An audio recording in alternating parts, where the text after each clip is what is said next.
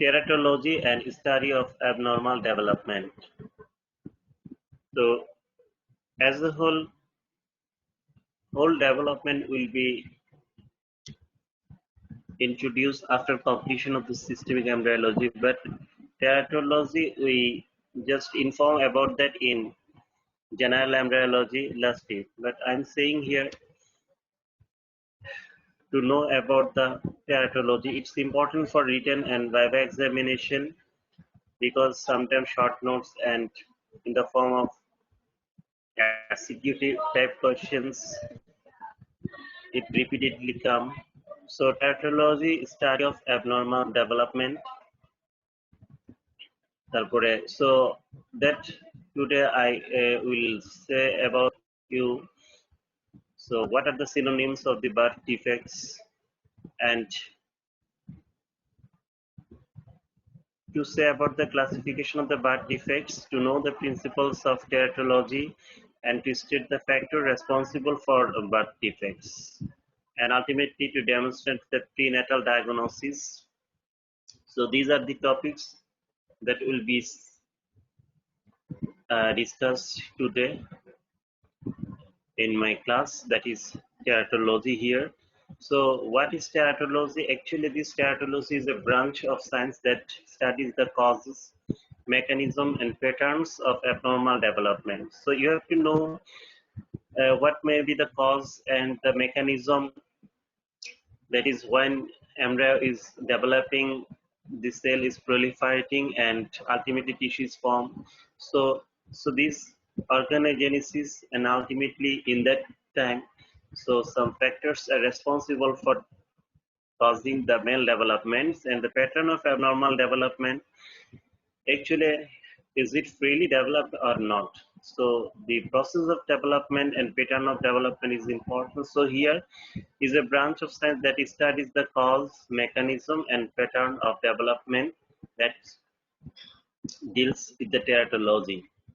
So here teratology, actually the birth defect, congenital malformation, congenital anomaly, these are synonymous terms used to describe the structural, behavioral, structural and metabolic disorders present at birth. Okay. So actually birth defect বিভিন্ন ফর্মে আসতে পারে, congenital malformation, congenital anomaly, হ্যাঁ malformation, anomaly এগুলো হচ্ছে একই meanings, একই ধরনের অর্থ বহন করে, that is synonymous term used to describe actually structural defect হতে পারে, হওয়ার কারণে মেল ডেভেলপমেন্ট হতে পারে, বার্থ ডিফেক্ট হতে পারে, বিহেভিয়ারাল হতে পারে।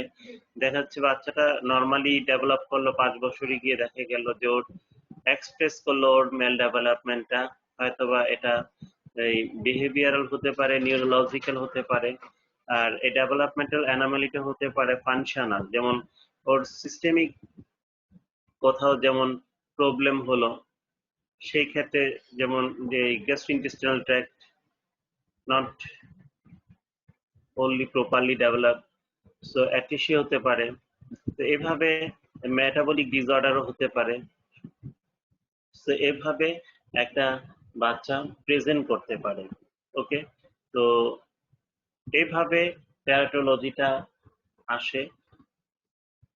তারপরে আমরা যদি দেখি যে টেরাটোলজিতে এই যে ধরনের ডিফেক্ট গুলা, যেখানে বিহেভিয়ারাল, মেকানিক্যাল, মেটাবলিক, ফাংশনাল যে ডিসঅর্ডার গুলা, এগুলা আমরা এই ডিফেক্ট গুলা আমরা সাধারণত কিভাবে ডিভাইড করি?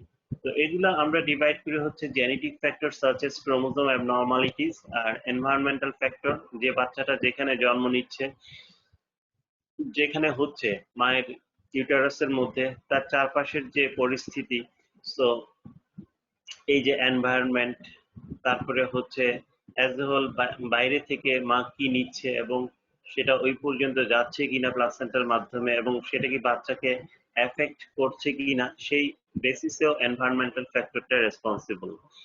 সো একটা বাচ্চার যে জেনেটিক স্ট্রাকচার, সেলের মধ্যে নিউক্লিয়াসে আমরা জানি ক্রোমোজোম থাকে, এই ক্রোমোজোম মধ্যে স্ট্রাকচারাল অ্যাবনর্মালিটি হতে পারে। আর ক্রোমোজোমাল অ্যাবনর্মালিটি আমরা জানি হচ্ছে নিউমেরিক্যাল আর হচ্ছে স্ট্রাকচারাল অ্যাবনর্মালিটি। তো এটা হচ্ছে শুরুতেই, তাই না? তারপরে হচ্ছে এনভায়রনমেন্টাল ফ্যাক্টর, এটার কারণে হতে পারে anomaly. So divided into genetic factors and environmental factors. However, many common congenital anomalies are caused by multifactorial inheritance, যেমন genetic and environmental factors acting together in a complex manner. তো এই both type of factors, genetic হতে পারে, environmental হতে পারে, অথবা combination of two in the form of multifactorial inheritance, এটা হতে পারে। এভাবে এই ডিফেক্ট গুলো সাধারণত আসে। সো এই খুব ইম্পর্টেন্ট যে কোনটা কোন কারণে হতে পারে, তো এই অংশটা আমাদের জানা থাকতে হবে। তো এখানে এই যেটা বলা যায় যে এই টেরাটোলজিতে প্রত্যেকটা ডিফেক্ট সম্পর্কে ইন্ডিভিজুয়ালি আমাদের এই ধারণা থাকতে হবে যে কেন কোনটা হচ্ছে। ঠিক আছে, তো এই টেরাটোলজিটাকে অনেকে আবার বলা হয় এমব্রায়োপ্যাথিও বলা হয়। এমব্রায়োপ্যাথি যেটা আমি আগে বলেছিলাম যে টেরাটোলজি আর এমব্রায়োপ্যাথি, এটা তাহলে প্যাথোলজি অফ আনবর্ন, তাহলে যে বাচ্চাটা আসতেছে তার কোন প্যাথোলজিটা, তাহলে এটা সম্পর্কে আমরা জানি। So it deals with the studies of the cause and nature of the congenital abnormalities which range from gross structural defects to the anomaly at cellular or molecular level. তো এভাবে all congenital defects may not be detected at birth. Some are expressed as stage advances. হ্যাঁ, যখন একটা বাচ্চা gradually grow করছে, তারপরে এই grow করার পর্যায়ে দেখা যাচ্ছে 5 বছরের মধ্যেও সে এক্সপ্রেস করতে পারে, অথবা তারপরেও হতে পারে। এইভাবে এই বার্থ ডিফেক্টটা কিন্তু সে ডিটারমাইন থাকে, কখন কোনটা এক্সপ্রেস করে এটা ডিপেন্ড করে। সো এই নর্মাল ডেভেলপমেন্ট যেটা, দি normal development is an integrated process of cellular proliferation, differentiation, growth. তো নর্মালি যে ডেভেলপমেন্টটা হয়, সেল বাড়ে, তারপরে হচ্ছে এরা ডিফারেন্সিয়েশন হয়, বিভিন্ন টিস্যু হয়, তারপরে আলটিমেটলি গ্রোথ হয়, অর্গান হয়, গ্রোথ হয়। So in this complex process, a series of organizing center appears in succession in embryonic area and elaborate inducing substance with differentiate the various tissues and organ in proper sequences. তাহলে এইভাবে যখন একটা growth হচ্ছে, তাহলে গ্রোথের পর্যায়ে বিভিন্ন factor তাকে এক্সপ্রেস করতে পারে, চেঞ্জ আনতে পারে ওর মধ্যে। তাহলে এই যে আলটিমেটলি ডেভিয়েশনটা হচ্ছে, এর ফলে একটা কনজেনিটাল অ্যানোমালি নিয়ে একটা বাচ্চা আসে। সেই হিসাবে এই ফ্যাক্টর গুলাকে বলা হয় কনজেনিটাল, যেটা জেনেটিক ফ্যাক্টর হতে পারে, এনভায়রনমেন্টাল ফ্যাক্টর হতে পারে, অথবা মাল্টিফ্যাক্টরাল হতে পারে। তো এভাবে টেরাটোলজিটা আসে। তো আমরা যদি দেখি যে এই গ্রাফের মধ্যে যে টেরাটোলজির মধ্যে দেখা যাচ্ছে যে 50 to 60% যে কনজেনিটাল অ্যানোমালি নিয়ে বাচ্চাগুলো জন্ম নেয়, এগুলার বেশিরভাগই আসলে জানা যায় না, ইডিওপ্যাথিক বা আননোন ইটিওলজি, ফাংশনটা কেন হয় এটা জানা যায় না। তো দেখা যাচ্ছে যে কিছু হচ্ছে মাল্টিফ্যাক্টরাল ইনহেরিটেন্সের কারণে হয়ে থাকে। তাহলে এখানে হয়তোবা combination of chromosome, mutation of the জিন, এনভায়রনমেন্টাল এজেন্ট, এগুলোর কম্বিনেশন ফর্মে হতে পারে। সো মাল্টিফ্যাক্টরাল ইনহেরিটেন্সে দেখা যায় 20 to 25% cases fetal express in that form, and 6 to 7% case chromosomal aberrations are there. Here abnormalities may be structural and structural and numerical type hote pare, and mutations also, and environmental agents such as drug and virus may hamper the developmental process, and ultimately this causes maldevelopment of the fetus. So this percent is 7 to 10%. So এই ফর্মে এটা আসতে পারে। আর এই ছবিটা হচ্ছে মোর developing anatomy থেকে আমি এটা নিয়েছি। তো এভাবে যে কথাগুলো আমি পর্যন্ত বললাম, দেখা যাচ্ছে যে এই কথাগুলোর মধ্যে যেটা ইম্পর্টেন্ট সেটা হচ্ছে এই বার্থ ডিফেক্ট অফ টেরাটোলজি সম্পর্কে আমরা মোটামুটি জানলাম এটা কি। তো এগুলো আমি শুরুতে বলেছিলাম, এটা হচ্ছে সিনোনিমাস টার্ম। তো যেখানে structural, behavioural, functional, metabolic disorder গুলা নিয়ে বাচ্চাটা জন্ম নেয়। তো এখানে আমরা যেটা দেখতে পেলাম যে ডিসমরফোলজি অর্থাৎ মরফোলজিক্যাল মেল ডেভেলপমেন্টও আসতে পারে। অ্যাকচুয়ালি এটা জেনেটিক্যাল ডিপার্টমেন্টে লিড করে।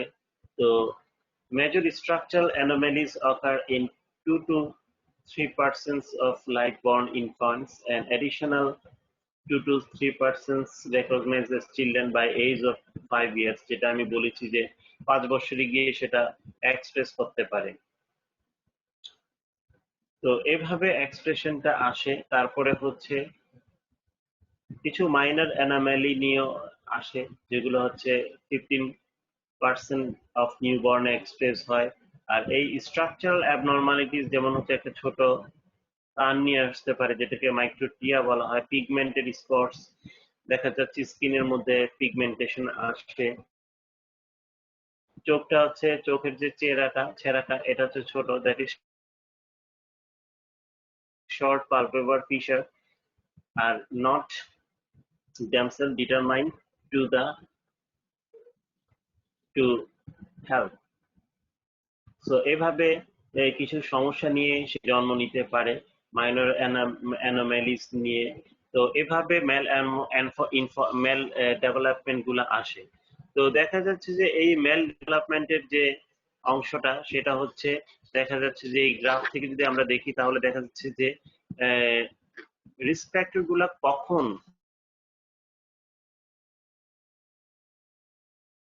দেখা যাচ্ছে যে ওকে এক্সপ্রেস করে বেশি, তাহলে রিস্ক ফ্যাক্টর এই শুরুর দিকে অর্থাৎ এমব্রায়োনিক পিরিয়ডে, যেটা হচ্ছে 8 উইক পর্যন্ত জন্ম, এই যখন সে ফার্টিলাইজেশন থেকে শুরু করে 8 উইক পর্যন্ত, ওই সময়টা যখন অর্গান ডেভেলপমেন্ট করে, ওই সময় যেটা এমব্রায়োনিক পিরিয়ড, ওই সময় এই susceptible to insult of the factor to development of this, and ultimately that causes lead male congenital anomalic babies। আর এটা গ্রাজুয়ালি রিস্কিংটা কমতে থাকে হচ্ছে ফিটাল পিরিয়ড পর্যন্ত, তবে রিস্ক থাকে। সো এই সময়টা হচ্ছে আমরা দেখা যাচ্ছে যে এমব্রায়োনিক পিরিয়ডে মা খুব বেঁচে চলেন। যে কোনো ধরনের ড্রাগ অ্যাভয়েড করা উচিত, এবং জেনে শুনে যাই খায় সেটা জেনে শুনে খেতে হবে। যদি কোনো ধরনের ড্রাগ সে ইউজ করে, যেমন যে কোনো ড্রাগ এই সময় খেলে সেই ড্রাগটা কি বাচ্চার জন্য সেফ না, বা নিজের জন্য সেফ কিনা। তো এই ক্ষেত্রে সেগুলা এই এমব্রায়োনিক পিরিয়ডে বেছে নিতে হবে। হোল প্রেগনেন্সিতে সাবধানে চলতে হবে।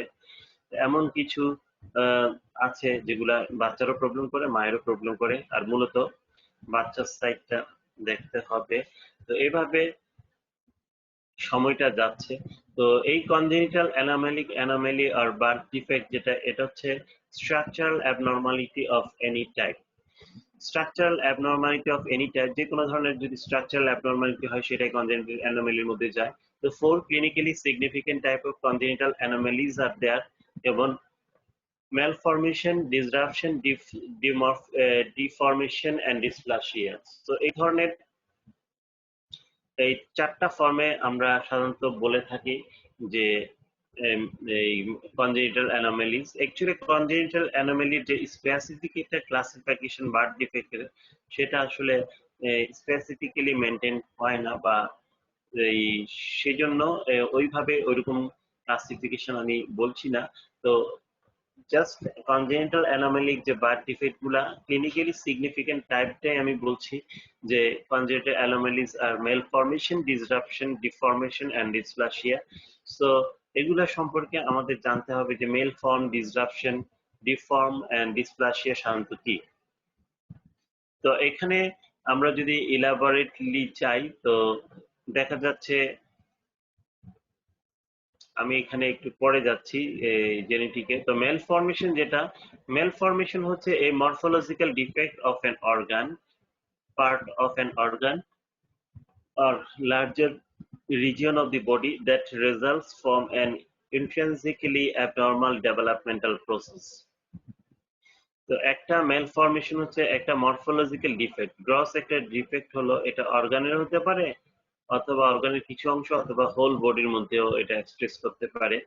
ঠিক আছে, that results from an intrinsically abnormal developmental process, যেটা হচ্ছে ভিতরগত একটা অ্যাবনর্মাল ডেভেলপমেন্টের কারণেই ঘটে থাকে। সো এভাবে মেল ফর্মেশন, যেটা এই মেল ফর্মেশনের কারণেই মেল ডেভেলপমেন্ট হচ্ছে। সো এখানে তাহলে মূলত হচ্ছে যেটা during formation of the structures, এটা হচ্ছে মূলত অর্গানোজেনেসিসে এই প্রবলেমটা, কোনো প্রবলেম হলে সেই মেল ফর্মেশনটা হচ্ছে। So they may result in complete or partial absence of structure or in alteration of normal configurations. So এখানে মেল ফর্মেশন হতে পারে এনভায়রনমেন্টাল কারণে অথবা জেনেটিক ফ্যাক্টরের কারণে। দুইটা কারণ আমি বলেছিলাম শুরুতেই। আর acting independent or in concert, অথবা দুইটার কারণে হতে পারে combination. So most malformation have their origin during 3rd to 8th week of gestation, যেটাকে আমি বলেছি embryonic period. So ওই সময়ে এই ফ্যাক্টর গুলা দ্বারা এই প্রবলেমটা হওয়ার সম্ভাবনা খুব বেশি থাকে। ঠিক আছে, তো এখন আমরা যাচ্ছি হচ্ছে ডিসরাপশন। সো ডিসরাপশনে যদি যাই, সো ডিসরাপশন হচ্ছে একই, এখানে ঠিক একইভাবে প্রবলেম হতে পারে, আর এটার রেজাল্টটা হতে পারে extrinsic breakdown of interference with an originally normal developmental process. Developmental প্রসেসটা নর্মালি হচ্ছে, কিন্তু এক্সট্রিনজিক কোনো কারণে যেটা ডেভেলপমেন্টাল ইন্টারফেয়ার করছে, এটার কারণে দেখা যাচ্ছে একটা স্ট্রাকচারালি অ্যাবনর্মাল বাচ্চা জন্ম নিল। ঠিক আছে, so exposure to teratogens agents such as drug and virus should be considered as disruptions. তো এই ক্ষেত্রে এই ড্রাগ আর ভাইরাসের যে রুলটা, সেটাই কনসিডার করা হয়, যে এরা নর্মালি বাচ্চাটা ডেভেলপ হচ্ছে, কিন্তু ওকে অর্গানোজেনেসিসে প্রবলেম করে দিল। ঠিক আছে, তো ইন্টারফেয়ার করলো। সো এইভাবে ইন্টারফারেন্স যদি হয় নর্মাল প্রসেস অফ ডেভেলপমেন্টালে, সেটাকে ডিসরাপশন বলা হয়। সো এই disruption can not be inherited, এটা কিন্তু ইনহেরিটেড না। ঠিক আছে, সো এভাবে ডিসরাপশন, যেটা এই ডিসরাপশন তাহলে একইভাবে হতে পারে। আবার এই ডিসরাপশনে দেখা যাচ্ছে যে এটা একটা ডিস্ট্রাকটিভ প্রসেসের মাধ্যমে হতে পারে। যেমন বাচ্চা জন্ম নিল, অর্গানোজেনেসিস হলো, তো এখানে ভাস্কুলার অ্যাক্সিডেন্ট কোনো কারণে হলো, ভাস্কুলার অ্যাক্সিডেন্টস লিডিং টু বাউল অ্যাট্রিশিয়ান।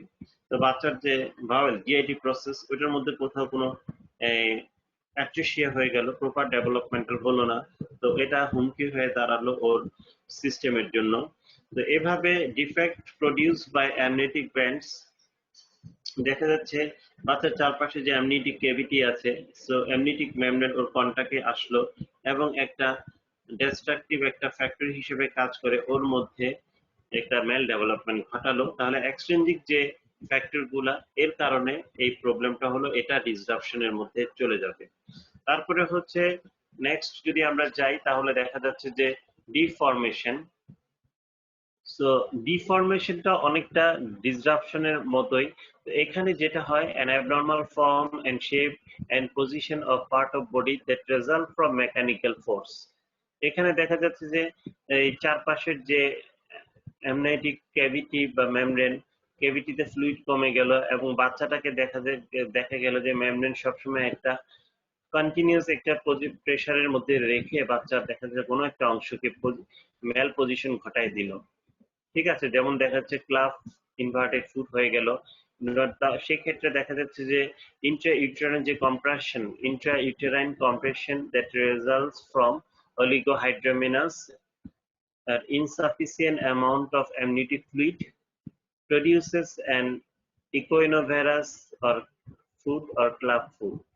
ঠিক আছে, এই ক্ষেত্রে যে এটা ফর্ম হলো an example of deformation produced by extrinsic factor। তাহলে এখানেও এক্সট্রিনজিক ফ্যাক্টরের একটা কথা আছে। তো এভাবে ডিফর্মেশন আসে। তো সামটাইমস সেন্ট্রাল নার্ভাস সিস্টেম যখন ডেভেলপমেন্ট হচ্ছে, তখন দেখা যাচ্ছে যে স্পাইনা বিফিডা হয় নার্ভাস সিস্টেমের একটা সিভিয়ার রকমের একটা অ্যানোমেলি করলো, এতে করে মেনিঙ্গোমায়োলোসিল হলো এ সিভিয়ার টাইপ অফ স্পাইনা বাইফিডা। তো মেনিঙ্গোমায়োলোসিল যখন হলো তখন এটা কি করলো, ইন্ট্রিনজিক ফাংশনাল ডিস্টারবেন্স করলো এবং ফিটাল ডিফর্মেশন করলো। তো এভাবে ডিফর্মেশনটা আসে। সো এই ডিফর্মেশনটা হচ্ছে ঠিক একইভাবে খুব ইম্পর্টেন্ট। তাহলে এখানেও দেখা যাচ্ছে যে কন্টিনিউয়াস একটা এক্সট্রিনজিক প্রেসারের কারণে এই ঘটনাটা ঘটে থাকে। তো এছাড়া কিছু টার্ম আছে যেটা হচ্ছে সিনড্রোম। সিনড্রোম হচ্ছে একটি স্পেসিফিক কজের কারণে দেখা যাচ্ছে যে আরো কতগুলা সিমটম প্রডিউস করলো এবং অ্যানোমালি আসলো। তো সেই ধরনের কথাগুলোকে আমরা সিনড্রোম বলি। So syndrome is a pattern of multiple anomalies thought to be pathogenically related and not known to represent a single sequence of polygenic or a polygenic field defect.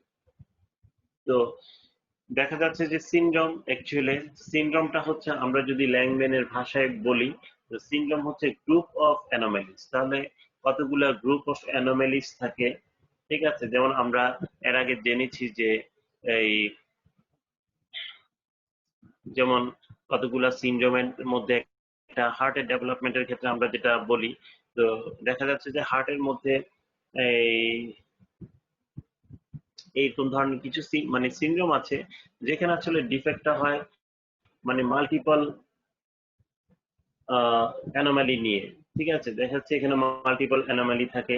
তো এরকম group of anomaly occurring together that have a specific common cause, যেটা একটি specific common cause থাকবে, ঠিক আছে। This term indicates that a diagnosis has been made and that the risk of recurrence is known. তো এইভাবে এটা আসতে পারে সিনড্রোম। তো সিনড্রোমের পরে আমরা যদি আসি যে অ্যাসোসিয়েশন হচ্ছে is a non-random occurrence of two or more individual of multiple anomalies not known to be a polytopic field defect or sequence or syndrome, ঠিক আছে। অ্যান অ্যাসোসিয়েশন যে টার্মটা এখানে দেখা যাচ্ছে যে মাল্টিপল অ্যানোমালি হয় কিন্তু কজটা সিঙ্গেল, যে স্পেসিফিক যে কজ, যে কারণে সেটা হয় সেটা জানা যায় না, ঠিক আছে। এই ধরনের টপিকটাকে বলা হয় অ্যাসোসিয়েশন। সো এই অ্যাসোসিয়েশন টার্মটা খুব ইম্পর্টেন্ট। তো এভাবে অ্যাসোসিয়েশন হচ্ছে non random appearance of two or more anomalies, হ্যাঁ, that occur together more frequently, ঠিক আছে। তো এইভাবে আসতে পারে এটা। তো আমার মনে হয় যে তোমাদের টাইম খুব বেশি নাই, তো আমি এই অংশগুলা যদি জাস্ট প্রিন্সিপালটা বলে যাই যে কেন এই টেরাটোলজিটা হয়। যেমন প্রথমে আমি বলেছিলাম যে susceptibility to teratogenesis depends on a genotype of concepts and manner in which genetic composition interact with the environment। তাহলে এখানে জেনেটিক কম্পোজিশন, যেটা একটা বাচ্চা যে মধ্যে ক্রোমোজোমের মধ্যে সমস্ত ইনফরমেশন গুলা থাকে, সেই ইনহেরিটেড ক্যারেক্টার গুলো কেমন হবে, ঠিক আছে। তো এর মধ্যে যদি এনভায়রনমেন্টাল কোনো ফ্যাক্টর ইনফ্লুয়েন্স করতে পারে, সেটার স্ট্রাকচারাল এই ম্যানার আর টাকে চেঞ্জ আনতে পারে, তো এটার কারণে হতে পারে। আর susceptibility to teratogen varies with the developmental stage at the time of exposure। তো একটা গ্রাফ আমি দেখেছিলাম যে এমব্রায়োনিক পিরিয়ড আর ফিটাল পিরিয়ড, কোন পিরিয়ডটা বেশি এই ডেঞ্জারাস এই মেল ডেভেলপমেন্টের। তো এই যে susceptibility to teratogen varies with the developmental stages at the time of exposure, so সেটা হচ্ছে সেকেন্ড প্রিন্সিপাল। আর থার্ড প্রিন্সিপাল হচ্ছে manifestation of abnormal development depends on the dose and duration of the exposure to a teratogen। একটা টেরাটোজেনের কি পরিমাণ dose হতে পারে ও বাচ্চাটাকে mail development করার জন্য, এবং কত সময় ধরে এটা এক্সপোজ থাকতে, সেটার উপরও নির্ভর করে। তারপরে হচ্ছে এই ফোর্থ নাম্বার, যদি আমরা এই প্রিন্সিপালে আসি, তাহলে দেখা যাচ্ছে teratogen X in specific way, একটা স্পেসিফিক ওয়েতে সে কাজ করে এবং এভাবে সে অ্যাবনর্মাল একটা এমব্রায়োজেনেসিস অর প্যাথোজেনেসিস ডেভেলপ করে। আর লাস্ট প্রিন্সিপাল যেটা ফিফথ, সেটা হচ্ছে manifestation of abnormal development are death, malformation, growth and retardation and functional disorder.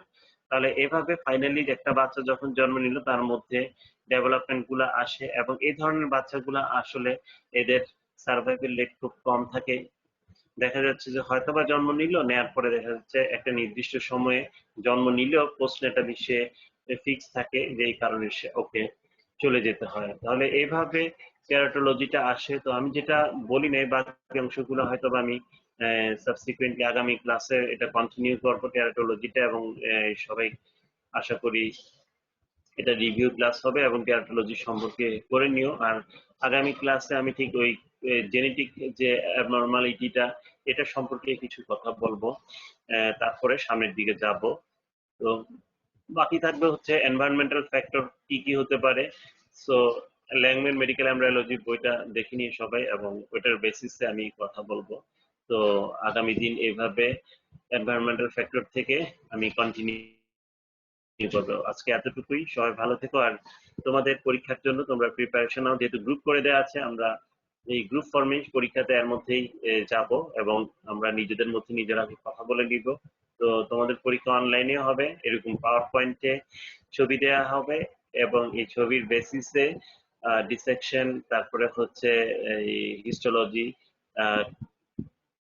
তারপর হচ্ছে গ্রস যে প্র্যাকটিক্যাল অংশটা, এবং টিউটোরিয়াল ক্লাসের বেসিসে পরীক্ষা হবে, এবং সেখানে সবই থাকবে। এই পর্যন্ত আমরা যা বলেছি লেকচার, আমি তোমাদের ম্যাডাম তারপর স্যাররা যা যা পড়িয়েছেন এর বেসিসেই একটা পরীক্ষা হবে, এবং তোমাদের গ্রুপ থেকেই পরীক্ষাগুলো হবে। তো আজকে এতটুকুই, সবাই ভালো থেকো।